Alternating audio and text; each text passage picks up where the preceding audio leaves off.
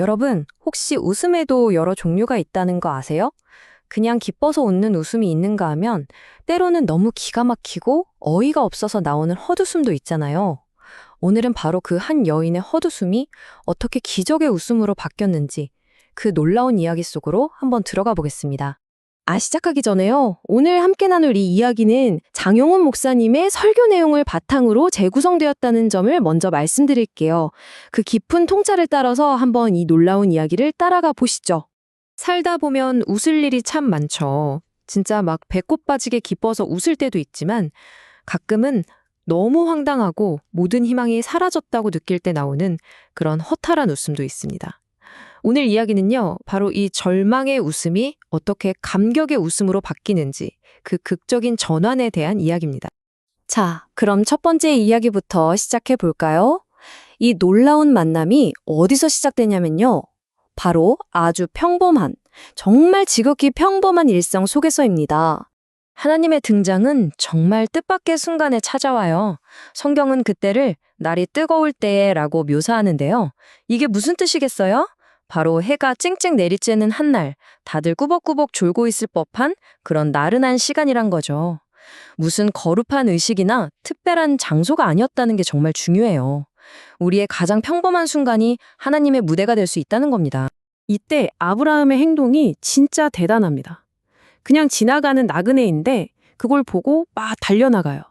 그리고는 그냥 물 한 잔 주는 정도가 아니라 발 씻을 물을 주고 제일 고운 가루로 빵을 만들고 심지어 제일 기름지고 좋은 송아지를 잡아서 대접합니다. 이건 그냥 친절이 아니에요.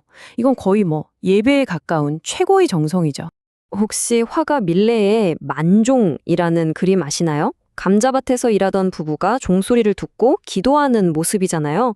그 평범한 흙밭이 기도를 통해 가장 거룩한 공간이 되는 것처럼 아브라함의 이 일상적인 장막 앞도 하나님을 만나는 거룩한 장소가 된 겁니다. 그리고 바로 그 일상의 자리에서 하나님은 이미 하셨던 약속을 다시 한번 들려주십니다. 아들을 주시겠다는 약속이요.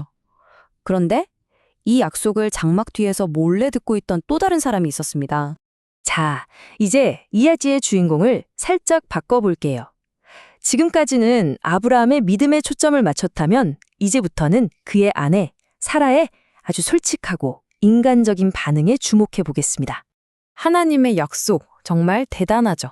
하지만 사라의 입장에서 한번 생각해 보세요. 그녀가 마주한 현실은 아주 냉혹했습니다. 이미 나이가 너무 많았고 성경 표현 그대로 여성의 생리마저 끊어진 상태였죠. 이건 현대의학으로 봐도 그냥 불가능, 0%의 확률인 겁니다. 그래서 사라는 속으로 웃어버립니다. 근데 이 웃음이요, 하나님을 비웃거나 조롱하는 그런 차가운 웃음이 아니었어요. 뭐랄까, 수십 년을 기다렸는데 이제 와서요? 하는 그런 너무 오래된 실망감에서 오는 일종의 자기 방어적인 쓴웃음, 허탈한 웃음이었던 거죠. 사실 이젠 너무 늦었어 라고 생각하는 게 당연할지도 몰라요. 그런데 여기서 기도의 거인이라고 불리는 조지 뮬러의 이야기를 잠깐 해볼게요.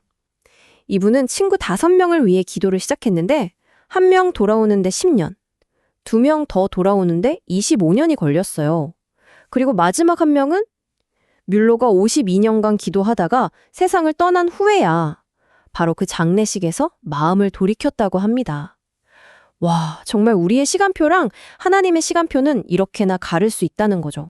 자, 이제 이 이야기의 클라이맥스, 가장 중요한 전환점으로 넘어갑니다. 하나님께서 사라의 그 마음속 쓴웃음을 그냥 지나치지 않으셨거든요. 그리고 하나님께서 물으십니다. 어쩌면 성경 전체에서 가장 강력하고 핵심적인 질문일지도 몰라요.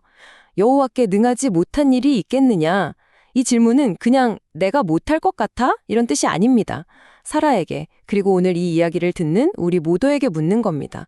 너의 현실을 믿을 거니? 아니면 나의 능력을 믿을 거니? 하고 말이죠.